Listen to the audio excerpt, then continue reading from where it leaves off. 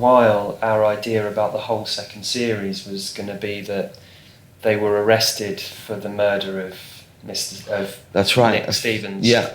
The whole series was going to be this sort of... It was going to be a prison drama, yeah.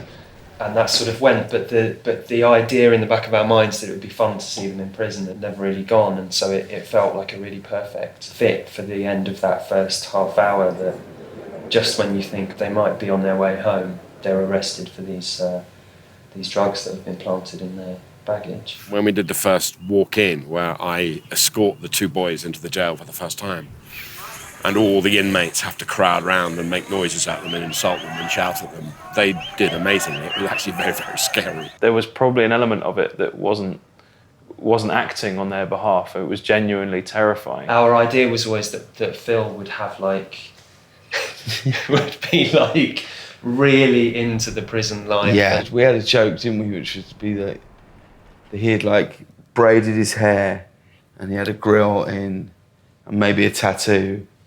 And he just says to Sam, look, this is life now. And Sam's like, we've been here one night. So the boys wrote this character, Nathan Cross, who is one of those characters who you read on the page and you think, well, this could be fantastic, or it could be an absolute car crash. We knew that Bertie was the person to bring this guy to life. Well, he's a psychopathic white supremacist with a glass eye, obviously, and is unstable, I think is probably the word.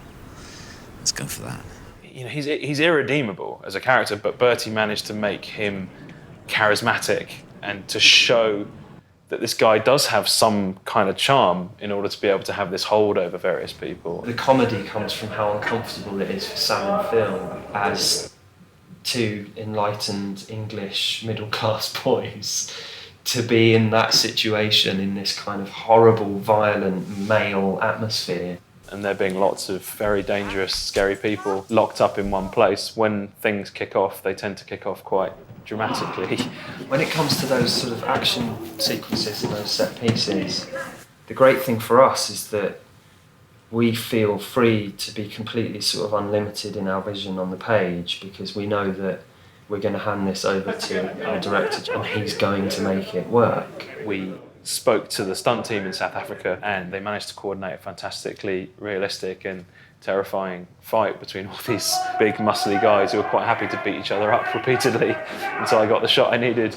And then poor old James and Matt in the middle of it, just trying not to be hit by any stray elbows.